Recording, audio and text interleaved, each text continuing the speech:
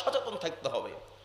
যদি মনে করেন যে আমি একা আর কি সচেতন হব, আল্লাহর হাবিব রাসূলুল্লাহ সাল্লাল্লাহু আলাইহি ওয়াসাল্লাম বলেন, কুল্লুকুম রাইন ওয়া কুল্লুকুম মাসউলিন আন রায়াতিহি।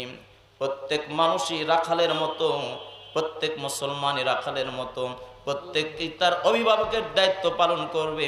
তার পরিবারে যা থাকবে তাদের ব্যাপারে তাকে সচেতন হতে বলে। জোরে বলুন ঠিক কিনা?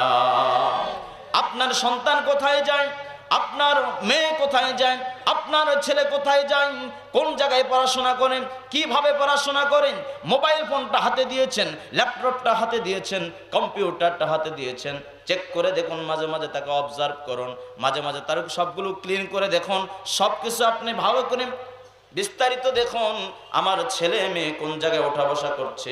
যদি দুষ্কৃতিকারী হয়, যদি অন্যায় কোনো কাজ করে ফেলেন, শাসন করার দায়িত্ব আপনার নাকি হুজুরের? শাসন করার দায়িত্ব কার? অবশ্যই নিজ নিজ বাবা মায়ের। জোরে বলুন ঠিক কিনা?